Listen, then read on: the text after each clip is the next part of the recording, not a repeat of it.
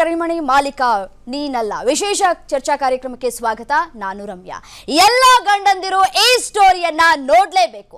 ನಿಮ್ಮ ಹೆಂಡತಿಯರು ಇನ್ಸ್ಟಾಗ್ರಾಮ್ನಲ್ಲಿ ಯಾವ ರೀತಿಯಾಗಿ ವರ್ತಿಸ್ತಾ ಇದ್ದಾರೆ, ಯಾರ ಜೊತೆ ಸ್ನೇಹವನ್ನ ಮಾಡ್ಕೊಳ್ತಾ ಇದ್ದಾರೆ, ಅವರ ಬಾಂಡಿಂಗ್ ಯಾವ ರೀತಿಯಾಗಿ ಇದೆ, ಹೆಂಡತಿಯರು ಏನ್ ಮಾಡ್ತಾ ಇದ್ದಾರೆ ಅನ್ನೋದನ್ನ ಗಂಡಂದಿರು ಒಂದು ಕಣ್ಣನ್ನ ಇಟ್ಟಿರಬೇಕು. ಯಾಕೆ ನಾವು ಈ ರೀತಿಯಾಗಿ ಹೇಳ್ತಾ ಇದ್ದೀವಿ ಅನ್ನೋದರ ಕುರಿತು ಕಂಪ್ಲೀಟ್ ಡೀಟೇಲ್ಸ್ ಅನ್ನ ಕೊಡ್ತಾ ಹೋಗ್ತೀವಿ. ಇದರ ಜೊತೆಗೆ ಚರ್ಚಾ ಕಾರ್ಯಕ್ರಮವನ್ನ ಕೂಡ ಮಾಡ್ತೀವಿ. ಕರಿಮಣಿ ಮಾಲೀಕ ನೀನಲ್ಲ ವಿಶೇಷ ಕಾರ್ಯಕ್ರಮಕ್ಕೆ ಮತ್ತೊಮ್ಮೆ ಸ್ವಾಗತ.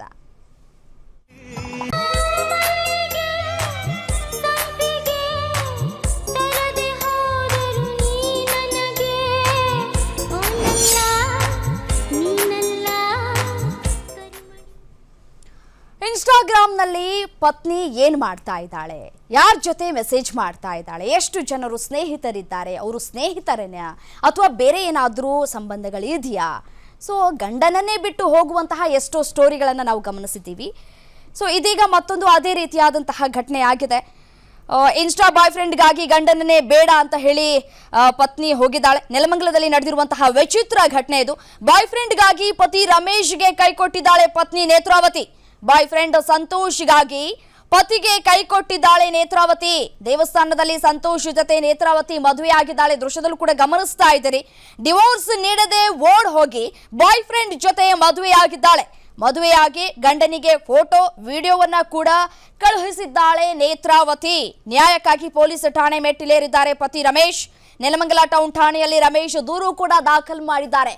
14 ವರ್ಷಗಳ ದಾಂಪತ್ಯ ಜೀವನಕ್ಕೆ ಎಳ್ಳು ನೀರು ಬಿಟ್ಟು ಯಾರೋ ಸಿಕ್ಕಿದ್ರು ಮಧ್ಯದಲ್ಲಿ ಅಂತ ಹೇಳಿ ಇದೀಗ ಪರಾರಿಯಾಗಿದ್ದಾಳೆ. ಮದುವೆ ಕೂಡ ಆಗಿದ್ದಾಳೆ. ಕಾನೂನಾತ್ಮಕವಾಗಿ ನಾವು ನೋಡ್ತಾ ಹೋಗೋದಾದ್ರೆ ಇದು ಕಾನೂನು ರೀತಿಯಲ್ಲಿ ವಿರೋಧ, ಅಂದ್ರೆ ಈ ರೀತಿಯಾದಂತಹ ಮದುವೆಗಳನ್ನು ಆಗಬಾರದು ಅಂತ ಹೇಳಿ ರೂಲ್ಸ್ಗಳು ಕೂಡ ಇದೆ ಕಾನೂನಿನಲ್ಲಿ.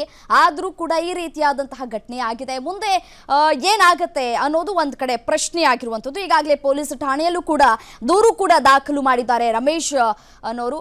ರಮೇಶ್ ಮೊದಲನೆಯ ಪತಿ ಆಗಿದ್ದಾರೆ. ಸೊ ನೇತ್ರಾವತಿ ಇದೀಗ ಬಿಟ್ಟು ಪರಾರಿ ಆಗಿರುವಂಥದ್ದು, ಬೇರೆಯವರ ಜೊತೆ ದಾಂಪತ್ಯ ಜೀವನಕ್ಕೆ ಕಾಲಿಟ್ಟಿದ್ದಾಳೆ. ದೃಶ್ಯದಲ್ಲಿ ಗಮನಿಸ್ತಾ ಇದ್ದೀರಲ್ಲ, ಈ ಹಿಂದೆ ಅಂದ್ರೆ ಪತಿ ರಮೇಶ್ ಜೊತೆ ನೇತ್ರಾವತಿ ಇರುವಂತಹ ದೃಶ್ಯವನ್ನ ಒಂದು ವಿಂಡೋದಲ್ಲಿ ಗಮನಿಸ್ತಾ ಇದ್ದೀರಿ. ಮತ್ತೊಂದು ವಿಂಡೋದಲ್ಲಿ ನೇತ್ರಾವತಿ ಲವರ್ ಸಂತೋಷ್ ಜೊತೆ ಇರುವಂತಹ ದೃಶ್ಯವನ್ನ ಕೂಡ ಗಮನಿಸ್ತಾ ಇದ್ದೀರಿ. ಎಷ್ಟು ಗುಂಡಿಗೆ ಇರಬೇಕು, ಎಷ್ಟು ಧೈರ್ಯ ಇರಬೇಕು ಅನ್ನುವಂತಹ ಪ್ರಶ್ನೆಗಳು ಕೂಡ ಇಲ್ಲಿ ಉದ್ಭವ ಆಗುತ್ತೆ. ಯಾಕೆಂತಂದ್ರೆ ರೂಲ್ಸ್ಗಳು ಕೂಡ ಗೊತ್ತಿಲ್ಲದೆ ಇರುವಂತಹ ಹೆಣ್ಮಕ್ಳು ಯಾರೂ ಇಲ್ಲ. ಸೊ ಗೊತ್ತಿರುತ್ತೆ, ಎಲ್ಲವೂ ಗೊತ್ತಿದ್ದು ಈ ರೀತಿಯಾಗಿ ಮಾಡಿಬಿಟ್ರ ಅನ್ನುವಂತಹ ಪ್ರಶ್ನೆಗಳು ಕೂಡ ಉದ್ಭವ ಆಗುತ್ತೆ. ಯಾಕಂತಂದ್ರೆ ಪತಿ ಇನ್ನೂ ಕೂಡ ಬದುಕಿದ್ದಾರೆ. ಅದರ ಜೊತೆಗೆ ಇನ್ನೊಂದು ವಿಚಾರ ಏನಪ್ಪಾ ಅಂತಂದ್ರೆ ಅವರ ದಾಂಪತ್ಯ ಜೀವನಕ್ಕೆ ಸಾಕ್ಷಿಯಾಗಿ ಒಬ್ಬ ಗಂಡು ಮಗು ಕೂಡ ಇದೆ ಅನ್ನೋದು ಗೊತ್ತಾಗ್ತಾ ಇದೆ. ಆ ಗಂಡು ಮಗುವನ್ನ ಕರ್ಕೊಂಡು ಹೋಗಿ ಇದೀಗ 2ನೇ ಮದುವೆಯನ್ನ ಮಾಡ್ಕೊಂಡಿದ್ದಾರೆ. ಹೋಗ್ಲಿ ಲೀಗಲ್ ಆಗಿ ಏನಾದ್ರೂ ಆಗಿದ್ಯಾ ಅನ್ನುವಂತಹ ಪ್ರಶ್ನೆಗಳು. ಬಟ್ ಆದ್ರೆ ಇಲ್ಲಿ ಯಾವುದೂ ಆಗಿಲ್ಲ.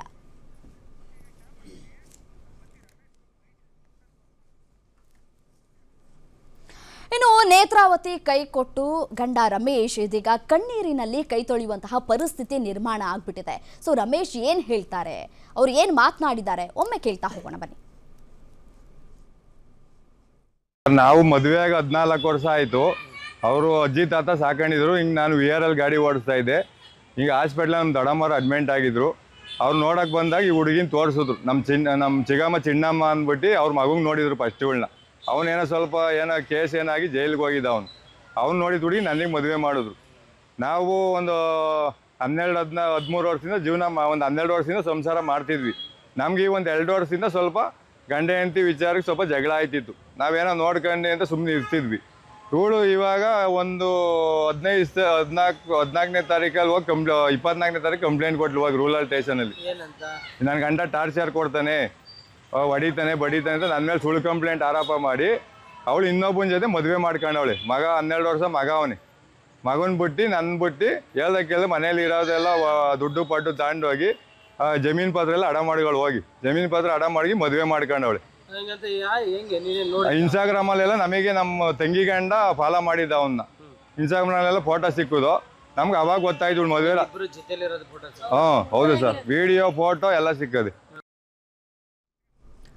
ನೊಂದ ಪತಿ ರಮೇಶ್ ರವರ ವಿಡಿಯೋವನ್ನ ಕೂಡ ಗಮನಿಸಿದ್ರಿ. ಇನ್ನು ನಮ್ಮ ಸ್ಟುಡಿಯೋದಲ್ಲೂ ಕೂಡ ರಮೇಶ್ ಇದ್ದಾರೆ. ಬನ್ನಿ ಅವ್ರನ್ನ ಮಾತನಾಡಿಸ್ತಾ ಹೋಗೋಣ, ವೆಲ್ಕಮ್ ಮಾಡೋಣ. ಸರ್ ನಮಸ್ತೆ, ಕಾರ್ಯಕ್ರಮಕ್ಕೆ ಸ್ವಾಗತ. ರಮೇಶ್ ಅವರು ಇನ್ನು ರಮೇಶ್ ಅವರ ಚಿಕ್ಕಮ್ಮ ಕೂಡ ನಮ್ಮ ಜೊತೆ ಜಾಯಿನ್ ಆಗಿದ್ದಾರೆ. ತಾಯಮ್ಮ ಮೇಡಮ್ ನಮಸ್ತೆ, ಕಾರ್ಯಕ್ರಮಕ್ಕೆ ಸ್ವಾಗತ. ಇನ್ನು ಶ್ರೀನಿವಾಸ್ ರಮೇಶ್ ಅವರ ಚಿಕ್ಕಪ್ಪ ಅವರು ಕೂಡ ಜಾಯಿನ್ ಆಗಿದ್ದಾರೆ. ಸರ್ ನಮಸ್ತೆ, ನಿಮಗೂ ಕೂಡ ಕಾರ್ಯಕ್ರಮಕ್ಕೆ ಸ್ವಾಗತ. ಇನ್ನು ಅವರ ತಂಗಿ ನೇತ್ರಾವತಿ ಕೂಡ ಜಾಯಿನ್ ಆಗಿದ್ದಾರೆ ಈ ಒಂದು ಕಾರ್ಯಕ್ರಮದಲ್ಲಿ. ಮೇಡಮ್ ನಮಸ್ತೆ, ತಮಗೂ ಕೂಡ ಕಾರ್ಯಕ್ರಮಕ್ಕೆ ಸ್ವಾಗತ. ಇನ್ನು ಅವರ ತಾಯಿ ನೀಲಮ್ಮ ಅವರು ಕೂಡ ಜಾಯಿನ್ ಆಗಿದ್ದಾರೆ. ಮೇಡಮ್ ನಮಸ್ತೆ, ನಿಮಗೂ ಕೂಡ ಕಾರ್ಯಕ್ರಮಕ್ಕೆ ಸ್ವಾಗತ. ಇನ್ನು ಅವರ ತಮ್ಮ ಜಗದೀಶ್ ಅವರು ಕೂಡ ಕಾರ್ಯಕ್ರಮದಲ್ಲಿ ಜಾಯಿನ್ ಆಗಿದ್ದಾರೆ. ಎಲ್ರಿಗೂ ಕೂಡ ಕಾರ್ಯಕ್ರಮಕ್ಕೆ ಸ್ವಾಗತ. ಇನ್ನು ನಾವು ರಮೇಶ್ ಅವರನ್ನ ಮಾತನಾಡಿಸ್ತಾ ಹೋಗೋಣ. ಸರ್, ನಿಮ್ಮಿಬ್ಬರ ದಾಂಪತ್ಯ ಜೀವನ ಯಾವ ರೀತಿಯಾಗಿ ಇತ್ತು? ಮೇಡಮ್ ನಮ್ಮ ಜೀವನ ಚೆನ್ನಾಗಿತ್ತು ಮೇಡಮ್, ಚೆನ್ನಾಗಿದ್ವಿ ನಾವು, ಏನು ತೊಂದರೆ ಏನಿರಲಿಲ್ಲ, ಚೆನ್ನಾಗೇ ಇದ್ವಿ. 13 ವರ್ಷ ಆಯ್ತು ಮದುವೆ, 13-14 ವರ್ಷ ಆಯ್ತು ಮದುವೆ ಮಾಡ್ಕೊಂಡು ಚೆನ್ನಾಗೇ ಇದ್ವಿ. ಇದು ಬೇರೆ ಒಂದ್ಸತಿ ಯಾವುದೋ ಒಂದು ನಂಬರ್ ಸಿಕ್ಕಿತ್ತು ನಮಗೆ. ನಾವೇನೋ ಮಗುವಿನ ಮಕ ನೋಡ್ಕೊಂಡು ಇವಾಗ ಜೀವನ ಹಾಳು ಮಾಡ್ಕೊಳ್ಳೋದು ಮುಖ್ಯ ಅಲ್ಲ. ಮಗ ಇದ್ದಾನೆ, ಹೊಂದಾಣಿಕೆ ಮಾಡಿ ಅವರೇ ಪೊಲೀಸವರೇ ತೀರ್ಮಾನ ಮಾಡಿದ್ರು. ಏನಪ್ಪ ಎಲ್ಲರೂ ತಪ್ಪು ಮಾಡ್ತಾರೆ, ಇದೊಂದ್ಸತಿ ನೋಡು ಜೀವನ ಇಂದ ಯಾರು ತಪ್ಪು ಮಾಡಿದ್ರೆ ಎಲ್ಲ ಪ್ರತಿಯೊಬ್ರು ಮನ್ಸನ್ನು ಹುಟ್ಟಿದ ತಪ್ಪು ಮಾಡೇ ಮಾಡ್ತಾರೆ. ಅದೊಂದು ನಾವು ಚೆನ್ನಾಗೇ ಇದ್ವಿ. ಏನು ಆತ 1.5 ವರ್ಷ 2 ವರ್ಷದಿಂದ ಸ್ವಲ್ಪ ಜಗಳ, ಸಣ್ಣ ಪುಟ್ಟ ಜಗಳ ಇದೆಲ್ಲ ಆಯ್ತು, ಜಗಳ ಮಾಡ್ಕೊಂಡಿದ್ವಿ. ಚೆನ್ನಾಗಿದ್ವಿ ಸಂಸಾರ. ನಾವೆಲ್ಲ ತಂದಾಗ ಎಲ್ಲ ಊಟ ತಿಂಡಿ ಬಟ್ಟೆ ಬರೀ ಏನು ಪ್ರಾಬ್ಲಮ್ ಇಲ್ಲ, ಚೆನ್ನಾಗೇ ನೋಡ್ಕೊಂಡಿದ್ವಿ. ನೋಡ್ಕೊಂಡು ಈ ಥರ ಇನ್ಸ್ಟಾಗ್ರಾಮಲ್ಲಿ ಏನೋ ಫ್ರೆಂಡ್ ಅವಳು ನಮಗೆ ಗೊತ್ತಿಲ್ಲ, ಇನ್ಸ್ಟಾಗ್ರಾಮಲ್ಲೆಲ್ಲ ಫ್ರೆಂಡ್ ಆಗೋಳು ಈ ಥರ ಎಲ್ಲ ಮಾಡ್ತಾವಳೆ ಅಂತ ಗೊತ್ತಿಲ್ಲ. ನಮ್ಮ ಮೇಲೆ ಸುಳ್ಳು ಕಂಪ್ಲೇಂಟ್ ಕೊಟ್ಟು ಹೋಗಿ ಇವಳು ಒಂದು ಕಂಪ್ಲೇಂಟ್ ಒಂದು ವಾರಕ್ಕೆ ಮದುವೆ ಮಾಡ್ಕೊಂಡವಳು. ಹೋಗಿ ಮದುವೆ ಮಾಡ್ಕೊಂಡು ಅದು ನಮ್ಮ ಫ್ರೆಂಡ್ ಸರ್ಕಲಲ್ಲಿ ಗೊತ್ತಾಯ್ತು. ಫೋಟೋಸ್ ಅಂದ್ರೆ ಈಗ ನೀವು ಹೇಳ್ತಾ ಇದ್ದೀರಲ್ಲ, ಮೊದಲಿಗೆ ಕಂಪ್ಲೇಂಟ್ ಆಗಿತ್ತು, ಅವರು ಕಡೆಯಿಂದ ಕಂಪ್ಲೇಂಟ್ ಕೊಟ್ಟಿದ್ರು ಅಂತ ಕೂಡ ಹೇಳ್ತಾ ಇದ್ದೀರಿ ರಮೇಶ್ ಅವರೇ. ಕಂಪ್ಲೇಂಟ್ ಕೊಟ್ಟಂತಹ ಸಂದರ್ಭದಲ್ಲಿ ಪೊಲೀಸ್ ಅಧಿಕಾರಿಗಳು ಏನ್ ಹೇಳಿದ್ರು ನಿಮ್ಮ ಹತ್ರ?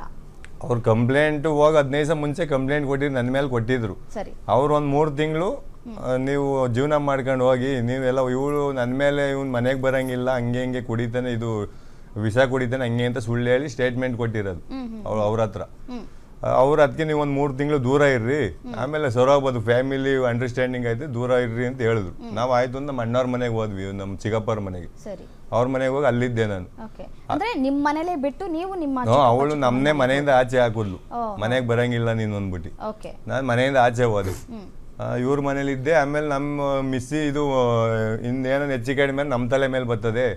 ಓನರ್ ಫೋನ್ ಮಾಡಿದ್ರು, ಮನೆ ಓನರ್, ಹಿಂಗೆ ಏನೋ ಯಾರೋ ಬಂದು ಕರ್ಕೊಂಡೋಗಿದ್ದಾರೆ, ಅದು ನಿಮ್ಮ ಫೋನ್ ನಮ್ಮ ಸ್ವಲ್ಪ ಈ ಟೆನ್ಷನ್ಗೆ ಫೋನ್ ನಂದು ನಾಟ್ ಯೂಶುವಲ್ ಆಗಿತ್ತು. ಸ್ವಲ್ಪ ನಾನು ಈ ಟೆನ್ಷನ್ಗೆ ಹಿಂಗೆಲ್ಲ ಮೋಸ ಮಾಡೋದ್ರು ಅಂದ್ಬಿಟ್ಟು ನಂಗೆ ಟೆನ್ಷನ್ ಆಗಿ ಫೋನ್ ಎಲ್ಲ ನಾಟ್ ಯೂಶುವಲ್ ಆಗಿತ್ತು. ಅವ್ರ ಓನರ್ ಫೋನ್ ಮಾಡಿದ್ದಾರೆ, ನಮಗೆ ಗೊತ್ತಿಲ್ಲ. ಇವಳು ಮನೆ ತಗ ಅವನು ಕರ್ಸ್ಕೊಂಡು, ಹುಡುಗನ್ನ ಸಂತೋಷನ ಕರ್ಸ್ಕೊಂಡು ಮನೆ ಬಿಟ್ಟು ಎಲ್ಲ ಮನೆಗಿರೋ ಒಡವೆ ದುಡ್ಡು, ಆಮೇಲೆ ಜಮೀನ್ ಪತ್ರ ಬೇರೆ ಎಲ್ಲ ಅಡ ಮಡಗಿದ್ದಾಳೆ ಒಂದು 5 ಲಕ್ಷ ರೂಪಾಯಿಗೆ. ನಮ್ದಲ್ಲ, ಅವ್ರ ಜಮೀನ್ ನಾನೇ ಮಾಡಿಸ್ಕೊಟ್ಟಿದ್ದೆ ಅವ್ರಿಗೆ, ದುಡ್ದು ಅವ್ರದೇ ಜಮೀನು ನಾನು ಮಾಡಿಸ್ಕೊಟ್ಟಿದ್ದೆ ಅವ್ರ ಹೆಸರಿಗೆಲ್ಲ. ತಬ್ಲಿ ಹುಡುಗಿ ಅಪ್ಪ ಅಮ್ಮ ಯಾರಿಲ್ಲ, ಮದುವೆ ಮಾಡ್ಕೊಂಡಂಗಿಂದ ನಮ್ದೇ ಖರ್ಚು ಎಲ್ಲ, ಬಾಣಿತಾನ ಮಗ 12 ವರ್ಷ ಮಗ ಇದ್ದಾನೆ, ಎಲ್ಲ ನಮ್ದೇ ಖರ್ಚೆಲ್ಲ. ಚೆನ್ನಾಗಿ ನೋಡ್ಕೊಂಡಿದ್ವಿ. ಹಿಂಗೆ ಚೆನ್ನಾಗಿ ನೋಡ್ಕೊಂಡಿರೋ ಈ ಥರ ಮೋಸ ಮಾಡಿದೀವಿ. ಅದೇ ಕೆಲಸ ನಾವೇನ ಮಾಡಿದ್ರೆ ಅವ್ರು ಡೈವರ್ಸ್ ಕೊಟ್ಟಿಲ್ಲ, ಏನಿಲ್ಲ. ಅದೇ ಕೆಲಸ ನಾವೇನ ಮಾಡಿ ನಮ್ಮನ್ನು ಬಿಡೋರ, ಪೊಲೀಸರು ಏನು ಬೇಕಾದ್ರೂ ಮಾಡ್ತಾರೆ.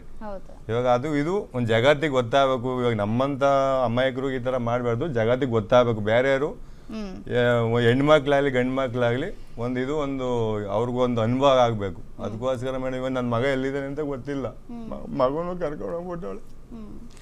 ಅವನು ಒಂದು ದಿನ ಬಿಟ್ಟು ನಾನು ಇರ್ತಿರ್ಲಿಲ್ಲ.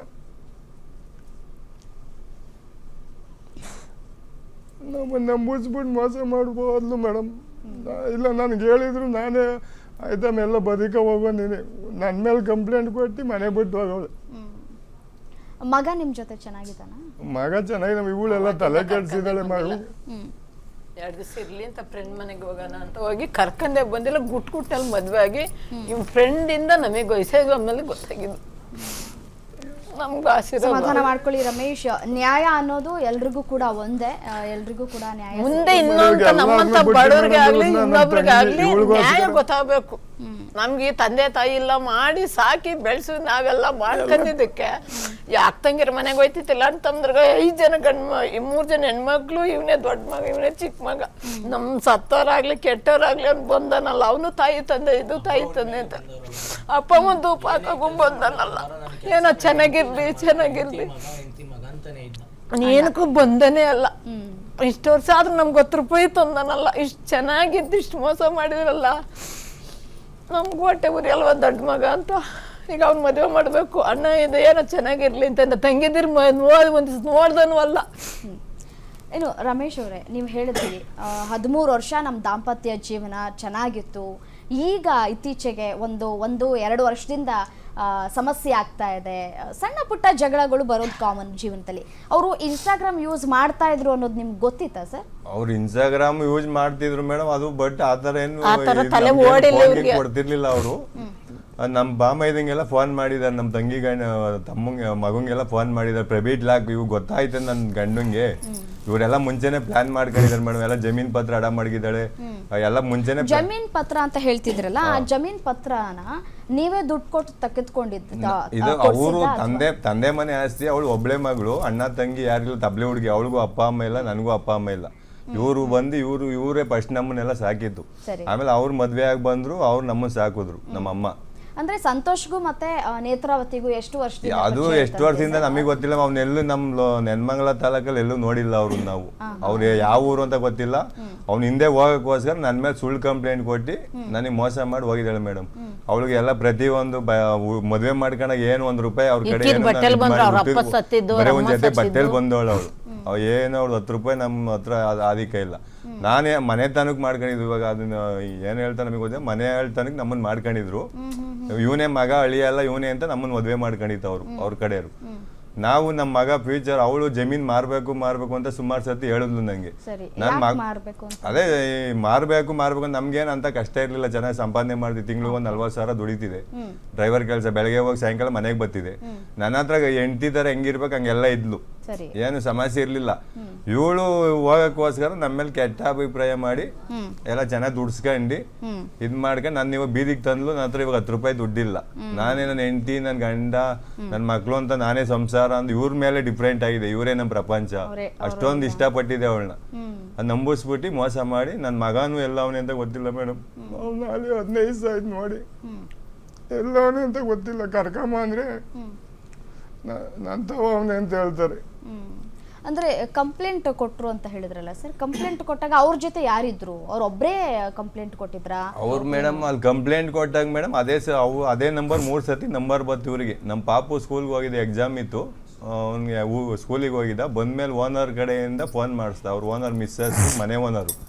ಆಮೇಲೆ ಓನರ್ ಹೆಂಡ್ತಿನೂ ನಮಗೆ ಫೋನ್ ಮಾಡಿದ್ರು, ಮಾತಾಡ್ದ ಅವನು ನಮ್ಮ ಪಾಪು.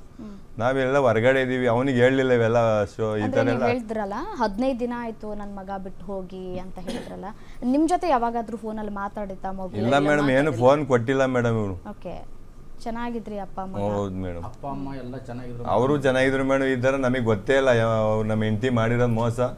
ಈ ಪ್ರಪಂಚಕ್ಕೆ ಗೊತ್ತಾಗ ಮೇಡಮ್, ಇನ್ನೊಬ್ರು ನಮ್ಮ ತರ ಒಳ್ಳೆಯವ್ರಿಗೆ ಈ ತರ ಆಗ್ಬಿಟ್ಟು ನಾವೇನು ಅವ್ರಿಗೂ ಇದು ಮಾಡ್ಬೇಕು ಅಂತಲ್ಲ, ನಮ್ಮಂಥವ್ರಿಗೆ ಹಿಂಗೆ ಆಗ್ಬಾರ್ದು ಅಂತ ಅಷ್ಟೇ ನಂಬಿಸ್ಬಿಟ್ಟು ಮೋಸ ಮಾಡ್ತಾರೆ. ಸಮಾಧಾನ ಮಾಡ್ಕೊಳ್ಳಿ ರಮೇಶ್, ಆಗಿದೆ, ನ್ಯಾಯ ಅಂತೂ ಸಿಗತ್ತೆ. ಸೊ ನಾವು ಕೂಡ ನಿಮ್ಮ ಪರವಾಗಿದ್ದೀವಿ. ಎಲ್ಲಿ ನ್ಯಾಯ ಇರುತ್ತೋ ಅಲ್ಲಿ ನಮ್ಮ ಗ್ಯಾರಂಟಿ ನ್ಯೂಸ್ ಇದ್ದೇ ಇರುತ್ತೆ. ಸಮಾಧಾನ ಮಾಡ್ಕೊಳ್ಳಿ. ನಿಮ್ಮ ಮಗ, ಹೌದು, ಪ್ರತಿಯೊಬ್ಬ ತಂದೆಗೂ ಕೂಡ ಮಕ್ಕಳ ಮೇಲೆ ಬಹಳಷ್ಟು ಪ್ರೀತಿ ಇರುತ್ತೆ. ಯಾಕೆಂತಂದರೆ ಪುಟ್ಟ ಮಗುವಿನಿಂದ ಹಿಡಿದು ನಾವು ಇಲ್ಲಿವರೆಗೂ ಸಾಕಿರ್ತೀವಿ. ನಮ್ಮ ತಂದೆ ತಾಯಿ ಇಲ್ಲದೆ ಇದ್ದಂತಹ ಸಂದರ್ಭದಲ್ಲಿ ಅವರೇ ನಮ್ಮ ಮಕ್ಕಳೇ ನಮ್ಮ ತಂದೆ ತಾಯಿ ಅಂತ ಅಂದ್ಕೊಂಡು ಬೆಳೆಸಿರ್ತೀವಿ. ಸೊ ಅವರು ಇವತ್ತು ನಿಮ್ಮ ಜೊತೆ ಇಲ್ಲ, ಮಾತಾಡ್ತಿಲ್ಲ ಅನ್ನೋದು ನಿಮಗೆ ನೋವಿದೆ ಅನ್ನೋದು ಗೊತ್ತು. ಬಟ್ ಸಮಾಧಾನ ಮಾಡ್ಕೊಳ್ಳಿ. ಈಗ ಕಂಪ್ಲೇಂಟ್ ಆಗಿದೆ ಅಂತ ಕೂಡ ನೀವು ಏನು ಹೇಳ್ತಾ ಇದ್ದೀರಲ್ಲ, ಸೊ ಈಗ ನೀವು ವಾಪಸ್ ಕಂಪ್ಲೇಂಟ್ ಕೊಟ್ಟಿದ್ದೀರಿ. ಮೇಡಮ್, ನಾವು ಅವ್ರನ್ನ ಮನೆಯವರು ನಮ್ಮ ಮೇಲೆ ಕಂಪ್ಲೇಂಟ್ ಕೊಟ್ಟಿದ್ರು, ನೇತ್ರಾವತಿ. ನಾವು ಆಮೇಲೆ ಮಿಸ್ಸಿಂಗ್ ಕಂಪ್ಲೇಂಟ್ ಕೊಡೋಣ ಅಂತ ಹೋದ್ವಿ. ಓನರ್ ಫೋನ್ ಮಾಡೋರು ನಮ್ಗೆ. ನಿಮ್ಗೆ ಯಾವಾಗ ಗೊತ್ತಾಯ್ತು ಸರ್ ಅವರು ಮನೇಲಿಲ್ಲ? 15 ದಿನ ನಮಗೆ ಶುಕ್ರವಾರ ಗೊತ್ತಾಯ್ತು ಮೇಡಮ್. ಮನೇಲಿಲ್ಲ ಅವರು. ಭಾನುವಾರನೇ ಬಟ್ಟೆ ಬರೆಲ್ಲ ತುಂಬ್ಕೊಂಡು ಆ ಹುಡುಗನ್ ಕರ್ಸ್ಕೊಂಡಿದ್ದಾರೆ ಮನೆಗೆ. ಫೋಟೋಸ್ ಎಲ್ಲ ಅವ್ರ CC ಕ್ಯಾಮ್ರಾದಲ್ಲಿ ಐತೆ, ರೆಕಾರ್ಡ್ ಅದ, ಅದು ನಮ್ಗೆ ತೆಗಿಯಕ್ಕೆ ಬರಲ್ಲ. ಅವ್ರ ಓನರ್ ಫೋನ್ ಮಾಡಿದ್ರು, ಅವರೇ ಜಗಳ ಮಾಡಿ ಕಳ್ಸವ್ರೆ. ನೋಡಮ್ಮ, ಅವ್ನು ರಮೇಶ ಒಳ್ಳೆ ಹುಡುಗ, ಹಿಂಗೆಲ್ಲ ಯಾಕೆ ಕರ್ಸ್ಕೊಂಡಿದ್ಯಾ ಅಂತ ಬೈದವ್ರು. ಅವ್ನು ಹೋಗೋಕ್ಕೋಸ್ಕರ ಕರ್ಸ್ಕೊಂಡಿರೋದು. ಬಟ್ಟೆ ಎಲ್ಲ ತುಂಬ್ಕೊಂಡು ಹೋದ್ಮೇಲೆ ಅವ್ರು ನನಗೆ ಫೋನ್ ಮಾಡಿದೆ, ನಂದು ನಾಟ್ ಯೂಸ್ವಲ್ ಆಗೋದು ಫೋನ್. ಆಮೇಲೆ ಶುಕ್ರವಾರ ಫೋನ್ ಬಂತು ನನಗೆ, ಈ ಥರ ಆಗೈತಪ್ಪ ಅಂದ್ಬಿಟ್ಟು. ನಾನು ಸ್ವಲ್ಪ ಟೆನ್ಷನ್ಗೆಲ್ಲ ಮನೆ ಬಿಟ್ಟು ಹೋಗ್ಬಿಟ್ಟಿದ್ದೆ. ನಮ್ಮ ಅಣ್ಣವ್ರ ಮನೆ ತೆಗೆದಿದ್ದೆ, ಅವ್ರನ್ನೇ ಹೋಗಿ ಟೆನ್ಷನ್ಗೆಲ್ಲ ಅಲ್ಲೆಲ್ಲಿ ಕುತ್ಕೊಂಡು. ಅದು ಸ್ವಲ್ಪ ವಿಲೇಜ್ ಅದು ನೆಟ್ವರ್ಕ್ ಸಿಗ್ತಿರಲಿಲ್ಲ ಫೋನ್. ಆಮೇಲೆ ಅವ್ರು ಮಿಸ್ಸಿಂಗ್ ಅಂತ ಕೊಡೋದು ಅವ್ರು ನಾವು ಸ್ಟೇಷನ್ ಹತ್ರ ಬರೋದಕ್ಕೆ ನೆನ್ಮಂಗಲ ರೂಲ್ ಟೌನ್ ಸ್ಟೇಷನ್ಗೆ ಬರೋದಕ್ಕೆ ನಮಗೆ ಫೋಟೋಸ್ ಎಲ್ಲ ವಾಟ್ಸಪ್ ಬಂದು ನಮ್ಮ ಫ್ರೆಂಡ್ ಮುಖಾಂತರ ನಾವು ಅವರು ನಮ್ಮ ಬ್ರದರ್ ಅವ್ರ ಫ್ರೆಂಡ್ ಪೂಜೆ ಮಾಡ್ತಾರೆ ದೇವಸ್ಥಾನಕ್ಕೆ, ಸರಿ. ಅವರು ಫಾಲೋ ಮಾಡಿದ್ದಾರೆ ಅವ್ರಿಗೆ ಹುಡುಗಂಗೆ ಸಂತೋಷ ಅನ್ನೋನು, ಅವ್ರ ಕಡೆಯಿಂದ ನಮಗೆ ಫೋಟೋ ಸಿಕ್ಕಿತ್ತು. ಓಕೆ. ಆ ಫೋಟೋಸ್ ತಗೊಂಬಂದು ಇನ್ನು ಸ್ಟೇಷನಿಗೆ ಕೊಟ್ಟು 4 ದಿನ ಆಯ್ತು ಕಂಪ್ಲೇಂಟ್ ಕೊಟ್ಟು. ಬರ್ತೀವಿ ಅನ್ಕೊಂಡು ನೆನ್ನೆ ಬಂದಿದ್ದಾರೆ ಅವ್ರು ನಮ್ಮ ಹೆಂಡತಿ. ಆ ಹುಡುಗ ಬಂದಿಲ್ಲ, ನಮ್ಮ ಮಗನೂ ಬಂದಿಲ್ಲ, ಮದುವೆ ಮಾಡ್ಕೊಂಡು ಹುಡುಗನೂ ಬಂದಿಲ್ಲ. ಅವಳು ಲಾಯರ್ ಮುಖಾಂತರ ಬಂದಿದ್ರು. ಬಂದು ಮಾತಾಡಿ ಇದ್ ಮಾಡ್ಕೊಂಡು ಹೋಗವ್ರೆ. ನಮ್ಮ ಮಗ ಎಲ್ಲವನೇ ಅಂತ ಗೊತ್ತಿಲ್ಲ, ಏನಿಲ್ಲ, ಅವ್ರು ಇದ್ ಮಾಡ್ಕೊಂಡು ಈ ತರ. ಈಗ ಸರ್ ಇನ್ಸ್ಟಾಗ್ರಾಮ್ ಇಂದ ಪರಿಚಯ ಅಂತ ಹೇಳ್ತಾ ಇದ್ರಿ, ಎಷ್ಟು ದಿನದಿಂದ ಇವರು ಇನ್ಸ್ಟಾಗ್ರಾಮ್ ಯೂಸ್ ಮಾಡ್ತಾ ಇದ್ದಾರೆ, ಇದೆಲ್ಲ ನಿಮ್ಗೆ ಗಮನಕ್ಕೆ ಬಂದಿರ್ಲಿಲ್ಲ? ಅವ್ರು ಇನ್ಸ್ಟಾಗ್ರಾಮ್ ಯೂಸ್ ಮಾಡ್ತಿದ್ರು ಮೇಡಮ್, ಆದ್ರೆ ಇವನು ಒಂದ್ ವಾರದಿಂದ ಈ ತರ ಅಂತ ಇದು ಗೊತ್ತ. ಒಂದ್ ವಾರ 15 ದಿವಸ ಆಯ್ತು ಕಂಪ್ಲೇಂಟ್ ಕೊಟ್ಟು. ಅವ್ರು ಒಂದ್ ವಾರಕ್ಕೇನೆ ಕಂಪ್ಲೇಂಟ್ ಕೊಟ್ಟು ಒಂದ್ ವಾರಕ್ಕೇನೆ ಆ ಹುಡುಗನ ಜೊತೆ ಹೋಗಿದ್ದಾರೆ ಮೇಡಮ್. ರೀಲ್ಸ್ ಎಲ್ಲ ಮಾಡ್ತಾ ಇದ್ರ? ರೀಲ್ಸ್ ಎಲ್ಲ ಮಾಡೋರು ಮೇಡಮ್, ರೀಲ್ಸ್ ಎಲ್ಲ ಮಾಡ್ತಿದ್ರು. ಫೋಟೋ ಅವರು ಎಲ್ಲ ಮಗಿನವು ನಮ್ಮವೆಲ್ಲ ಫೋಟೋ ಹಾಕತ್ತಿದ್ರು.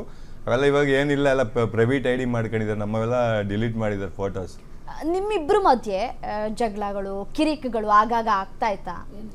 ಕಂಪ್ಲೇಂಟ್ ಕೊಟ್ಟಿದ್ದೀರಿ? ಅದೇ ಮೇಡಮ್, ಅವ್ರು ಸುಮ್ನೆ ಕೊಟ್ಟಿದ್ದಾರೆ, ಇವನ್ ಜೊತೆ ಹೋಗಕ್ಕೋಸ್ಕರ ಸುಮ್ನೆ ಕಂಪ್ಲೇಂಟ್ ಕೊಟ್ಟಿದ್ದಾರೆ ಮೇಡಮ್. ಸುಮ್ನೆ ಕಂಪ್ಲೇಂಟ್ FIR ಆಗಿದ್ಯಾ? FIR ಇಲ್ಲ ಮೇಡಮ್, ಅದು ಸುಮ್ನೆ ಕಂಪ್ಲೇಂಟ್ ಕೊಟ್ಟಿದ್ರೆ ನಂಗೆ ಗಂಡ ಟಾರ್ಚರ್ ಕೊಡ್ತಾನೆ, ನಂಗೆ ಡೈವರ್ಸ್. ಏನಂತ ಕಂಪ್ಲೇಂಟ್ ಕೊಟ್ರು ಅವರು? ಅವ್ರು ಮೇಡಮ್ ನಮ್ಮ ಗಂಡ ಟಾರ್ಚರ್ ಕೊಡ್ತಾರೆ, ಗಲಾಟೆ ಮಾಡ್ತಾರೆ ಅಂತ ಕಂಪ್ಲೇಂಟ್ ಕೊಟ್ಟಿರೋದು. ಈಗ ಮದ್ವೆ ಆಯ್ತೀನಿ ನಾನು ಡೈವರ್ಸ್, ಅವ್ರು ಡೈವರ್ಸ್ ಬೇಕು ಅಂತ ಕಂಪ್ಲೇಂಟ್ ಕೊಟ್ಟಿದ್ದು. ಮನೆಯಿಂದ ಆಚೆಗೆ ಹಾಕಿದ್ರು.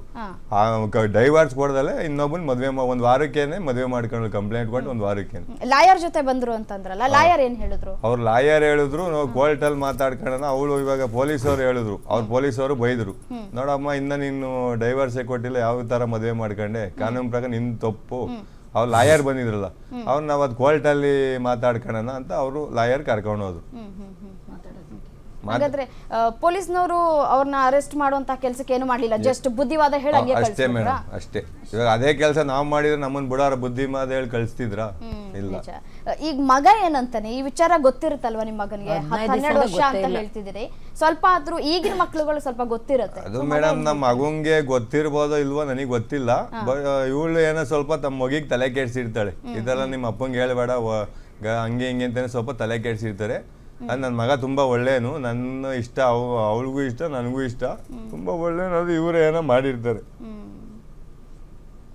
ರಮೇಶ್ ಅವರೇ, ಮಗ ನಿಮ್ ಜೊತೆ ಫೋನಲ್ಲಿ ಇಲ್ಲಿವರೆಗೂ ಮಾತಾಡಿಲ್ಲ? ಮೇಡಮ್, ಒಮ್ಮೆಲೂ ಮಾತಾಡಿಲ್ಲ. ಯಾವಾಗ ನಿಮ್ ಮಗನ ಜೊತೆ ನೀವು ಮಾತನಾಡಿದ್ದು ಲಾಸ್ಟ್? ಯಾವಾಗ ಮಾತಾಡಿದ್ದು? ಕಂಪ್ಲೇಂಟ್ ಕೊಡೋಕ್ಕಿಂತ ಮುಂಚೆ ಮೇಡಮ್, ಅಷ್ಟೇ ಮೇಡಮ್. ಅದೇ ಸ್ಕೂಲ್ ಹತ್ರ ಸ್ಕೂಲಿಂದ ಮನೆಗೆ ಬಂದಿದ್ದೀನಿ ಅಂತ ಹೇಳಿದ್ರೆ ಅವತ್ತೇ ಲಾಸ್ಟ್ ಮೇಡಮ್, ತಿರ್ಗಾ ಮಾತಾಡ್ಲಿಲ್ಲ. ನಿಮ್ಮ ಮಗನ ಎಷ್ಟು ಮಿಸ್ ಮಾಡ್ಕೊಳ್ತೀರಾ? ಯಾಕೆಂದರೆ ದಿನ ತಂದೆ ಮಕ್ಕಳು ಬಾಂಧವ್ಯ ತುಂಬ ಒಳ್ಳೆ ರೀತಿಯಾಗಿ ಇರುತ್ತೆ, ಎಲ್ಲರ ಮನೇಲೂ ಕೂಡ ಇರುತ್ತೆ ಅದು. ಸೊ ಎಷ್ಟು ಮಿಸ್ ಮಾಡ್ಕೊಳ್ತೀರಾ ಸರ್ ನೀವು? ಮೇಡಮ್, ಮನೆಗೆ ಬಂದರು ತಿಂಡಿ ಬೇಕು ಅಂತ ಫೋನ್ ಮಾಡ್ತಿದ್ದ. ಗಾಡಿಯಿಂದ ಬಂದೇಡ್ಗೆ ತಿಂಡಿ ತಗೊಂಬಿಲ್ಲ, ಅವನ್ನೇ ಗಾಡೀಲಿ ಕರ್ಕೊಂಡೋಗಿವ್ನಿ. 2 ವೀಲರ್ ಐತೆ ನಮ್ಮದು, ಕರ್ಕೊಂಡೋಗಿವ್ನಿ. ಇವಾಗ 15 ದಿವಸದಿಂದ ಮಗನೂ ಇಲ್ಲ, ಏನಿಲ್ಲ ಮೇಡಮ್. ಓಕೆ. ಈಗ ಫೋನೋದಲ್ಲಿ ಇವಾಗ ನಾವೇನಾದರೂ ಕನೆಕ್ಟ್ ಮಾಡಿದ್ರೆ ಮಗನ ಜೊತೆ ಮಾತಾಡ್ತೀರಾ? ಈಗ ನಾವೇನಾದರೂ ಇವಾಗ ಕಾಲ್ ಮಾಡಿದ್ರೆ ನಿಮ್ಮ ಮಗ ಮಾತಾಡ್ತೀನಿ ಅಂತಂದ್ರೆ ಮಾತಾಡ್ತೀರಾ ಮಗನ ಜೊತೆ? ಫೋನ್ ನಂಬರ್ ಎಲ್ಲ ಸ್ವಿಚ್ ಆಫ್ ಮಾಡ್ಕೊಂಡಿದ್ದಾರೆ ಮೇಡಮ್. ನಿಮಗೆ ಅಂದರೆ ತುಂಬ ನೋವಾಗ್ತಿದೆ ಅನ್ಸುತ್ತಲ್ವಾ ನಿಮ್ಮ ಮಗನ ನೆನಪಿಸ್ಕೊಂಡ್ರೆ? ಯಾಕೆಂದರೆ ಈಗಿಲ್ಲ ನಿಮ್ಮ ಜೊತೆಲಿ, ಅದಕ್ಕೆ ಸಮಾಧಾನ ಮಾಡ್ಕೊಳ್ಳಿ ರಮೇಶ್ ಅವರೇ, ಏನು ಬೇಜಾರು ಮಾಡ್ಕೊಳ್ಬೇಡಿ, ಎಲ್ಲವೂ ಕೂಡ ಸರಿ ಹೋಗುತ್ತೆ. ಸೊ ಆ ಧೈರ್ಯ ಮಾತ್ರ ಕಳ್ಕೊಳ್ಬೇಡಿ, ಎಲ್ಲ ಆಗೋಯ್ತು ಎಲ್ಲ ಮುಗಿದೋಯ್ತು ಅನ್ನೋಂತಹ ಧೈರ್ಯ ಮಾತ್ರ ಕಳ್ಕೊಳ್ಬೇಡಿ. ಇನ್ನು ರಮೇಶ್ ಅವರ ಚಿಕ್ಕಮ್ಮ ಅವರು ಕೂಡ ನಮ್ಮ ಜೊತೆ ಇದ್ದಾರೆ, ಅವ್ರನ್ನ ಕೂಡ ಮಾತನಾಡ್ಸೋಣ. ಮೇಡಮ್ ನಮಸ್ಕಾರ. ಈಗ ರಮೇಶ್ ಅವ್ರ ಜೊತೆ ನೇತ್ರಾವತಿ ಅವರ ಜೀವನ ಹೇಗಿದ್ರು ಜೊತೆಲಿ ಇಬ್ರು ದಾಂಪತ್ಯ ಜೀವನ ಹೇಗಿತ್ತು? ನೀವು ಕಂಡಂಗೆ ಚೆನ್ನಾಗಿತ್ತು. ನಮ್ಮ ರಿಲೇಷನ್ ಅಲ್ಲಿ ಯಾರು ನೋಡಿದ್ರು ರಾಮೇಶನ್ ತರ ಇರ್ಬೇಕು ಅನ್ನೋರು. ಎಲ್ಲಾರ್ಗು ಒಂದು ತುಂಬಾ ಚೆನ್ನಾಗಿದ್ರು ಇವ್ರ ಗಂಡ ಹೆಂಡತಿ, ಯಾವಾಗ್ಲೂ ಅಷ್ಟೇನೆ ಜೊತೆಲೇ ಇರೋರು, ಚೆನ್ನಾಗೇ ಇದ್ರು. ಒಂದ್ ಮದ್ವೆ ಕರೆದ್ರೆ ಬರ್ತಾರಲಿಲ್ಲ ನನ್ ಕೆಲ್ಸ ಅನ್ನೋನು. ಅವಳು ನಮ್ಮ ಹತ್ರ ಚೆನ್ನಾಗೇ ಮಾತಾಡ್ತಿದ್ಲು ಮೇಡಮ್, ಯಾವಾಗೂ ಫೋನ್ ಮಾಡೋಳು, ಚೆನ್ನಾಗಿ ಮಾತಾಡೋಳು, ಇಬ್ರಾಗ ಮಗುನು ಮಾತಾಡೋದು, ಎಲ್ಲರೂ ಚೆನ್ನಾಗಿದ್ರು ಮೇಡಮ್. ನಮಗೆ ಗೊತ್ತಾಗಿದ್ದಂದ್ರೆ ಒಂದು 15 ದಿನ ಮುಂಚೆಗೇನೆ ಸ್ಟೇಷನ್ ಕಂಪ್ಲೇಂಟ್ ಕೊಟ್ಟಾಗ ಬನ್ನಿ ಅಮ್ಮ ಅಂತ ಅವಳೇ ಕರೆದಿದ್ದು. ಅವಳು ಫೋನ್ ಮಾಡೇ ಕರೆದಿರೋದು ಮೇಡಮ್, ನಮ್ಮ ನಂಬರ್ಗೆ ಫೋನ್ ಮಾಡಿ ನಿನ್ನ ಮಗ ಹಿಂಗೆಲ್ಲ ಮಾಡ್ತಾನೆ ಬಾ ಅಂತ ಕರೆದಿದ್ದು. ಇಷ್ಟು ದಿನ ಇಲ್ಲಿ ಇದೇನಮ್ಮ ಇವಾಗ ಏನು ನಿಮ್ಮದು ಅಂತ ಕೇಳಿದ್ವಿ ಮೇಡಮ್. ಒಂದ್ಸರಿ ಸುಮ್ಮನೆ ಸಣ್ಣ ಪುಟ್ಟಕ್ಕೆ ಜಗಳ ಮಾಡ್ಕೊಂಡಿದ್ರು, ಫೋನ್ ಮಾಡೋರು ಏನೇ ಒಂದು ವಿಷಯಕ್ಕೂ ನಮಗೆ ಫೋನ್ ಮಾಡ್ತಿದ್ಲು ನೇತ್ರಾವತಿ. ಫೋನ್ ಮಾಡಿದ್ರು ನಾವು ಮೊನ್ನೆ ಥರ ಮಾತಾಡ್ಕೊಂಡವ್ರೆ ಅಂತ ಸುಮ್ಮನೆ ಇದ್ವಿ. ಲಾಸ್ಟ್ ಕಂಪ್ಲೇಂಟ್ ಕೊಟ್ಟಿದ್ಲು, ಅಮ್ಮ ಕಂಪ್ಲೇಂಟ್ ಕೊಟ್ಟವಳು ಬಾ ಅಂತ ಕರೆದ್ರು ಮೇಡಮ್. ನಮ್ಮ ಇನ್ನೊಬ್ಬ ಮಗ, ಅಕ್ಕನ ಮಗನೂ ನಾನು ನಮ್ಮ ಮನೆಯವರೆಲ್ಲ ಹೋದ್ವಿ. ಸ್ಟೇಷನ್ ಹತ್ರಕ್ಕೆ ಹೋದ್ರೆ ಎಲ್ಲ ಪೊಲೀಸರು ಕೇಳಿದ್ರು, ಏನಮ್ಮ ಇವಾಗ ಕಂಪ್ಲೇಂಟ್ ಕೊಟ್ಟಿದ್ದಾರೆ, ಇವಾಗ ಏನಮ್ಮ ಮಾಡ್ತೀರಾ ಅಂತ ಕೇಳಿದ್ರು ಮೇಡಮ್. ಏನೋ ಗಂಡ ಹೆಂಡತಿ ಸರ್ ಹೋಗ್ತಾರೆ, ಏನೋ ಸಣ್ಣ ಪುಟ್ಟಕ್ಕೆ ಇದು ಮಾಡ್ಕೊಂಡಿದ್ದಾರೆ ಸರ್ ಅಂತ ಹೇಳಿದ್ವಿ. ಯಾವತ್ತು ಗಲಾಟೆ ಮಾಡ್ಕೊಳ್ತಾ ಇರಲಿಲ್ಲ. ಏನೋ ಗಲಾಟೆ ಮಾಡ್ಕೊಂಡಿದ್ದಾರೆ, ಬರ್ತಾರೆ ಸರ್ ಹೋಗ್ತಾರೆ. ನೋಡಮ್ಮ ಅವ್ನ ಮನಸ್ಸು ಸರಿ ಇಲ್ಲ, ಹುಡುಗಿ ಮನಸ್ಸು ಸರಿ ಇಲ್ಲ, ನಾನೇನೋ ಮಾಡ್ಕೊಂಡು ಸತ್ತೋಗ್ತೀನಿ, ರಮೇಶ ಬಂದರೆ ಮನೆಗೆ ನಾನೇನೋ ಮಾಡ್ಕೊಂಡು ಸತ್ತೋಗ್ತೀನಿ ಅಂತ ಹೇಳ್ತಿದ್ದಾಳೆ ಅಂತ. ಅದಕ್ಕೆ ನಾವು ಹೇಳಿದ್ವಿ, ರಮೇಶ 1-2 ದಿನ ಬಾರ, ಫಸ್ಟ್ ಹುಡುಗಿನ ಕರೆದ್ವಿ, ನೀನೇ ಬಂದು 1 3 ತಿಂಗಳು ನಮ್ಮ ಮನೆಗಿರಮ್ಮ, ರಮೇಶ ಬೇಕಾದ್ರೆ ಅಲ್ಲೇ ಇರ್ಲಿಂದ್ವಿ. ನಾನು ಬರಲ್ಲ ಅಂತಂದು. ಯಾಕೆ ಅಂತ ಕೇಳಿದ್ವಿ. ನಾವು ತಾನೇ ನಿಂತು ಮದುವೆ ಮಾಡಿರೋದು, ಯಾಕಮ್ಮ ಬರಲ್ಲ, ಸದ್ರ ಮಾಡ್ಕೋತಾರೆ ನಿಮ್ಮ ಕಡೆಯವರೆಲ್ಲ, ಏನು ಸದ್ರ ಮಾಡ್ಕೋತಾರೆ, ಅವತ್ತಿಂದ ನೋಡಿಲ್ಲ ಸದ್ರ ಏನು ಮಾಡ್ಕೊಟ್ಟಿದ್ವಿ ಅಂತ ಕೇಳಿದ್ವಿ. ಕೇಳಿದ್ರೆ ಅವಳು ಏನು ಹೇಳಿಲ್ಲ, ಇಲ್ಲ ನಾನು ಇಲ್ಲೇ ಇರ್ತೀನಿ, ನಿನ್ನ ಮಗನ್ನೇ ಕರ್ಕೊಂಡು ಹೋಗೋಣ.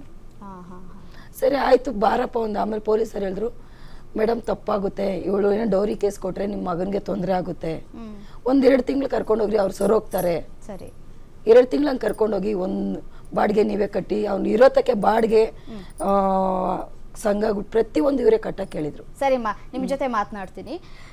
ಈಗಾಗಲೇ ಪೊಲೀಸ್ ಸ್ಟೇಷನಲ್ಲೂ ಕೂಡ ಹೇಳಿಕೆಯನ್ನು ಕೊಟ್ಟಿದ್ದಾರಂತೆ. ಸೊ ನಮಗೆ ಚಿತ್ರಹಿಂಸೆಯನ್ನು ಕೊಡ್ತಾ ಇದ್ದಾರೆ ನನ್ನ ಗಂಡ ಅಂತ ಹೇಳಿ ನೇತ್ರಾವತಿ ಕಂಪ್ಲೇಂಟ್ ಕೊಟ್ಟಿದ್ದಾರಂತೆ. ಸೊ ಅದನ್ನು ಸಮಾಧಾನ ಮಾಡುವಂತಹ ಕೆಲಸವನ್ನು ಪೊಲೀಸ್ ಇಲಾಖೆಯ ಅಧಿಕಾರಿಗಳು ಕೂಡ ಮಾಡಿದ್ದಾರೆ.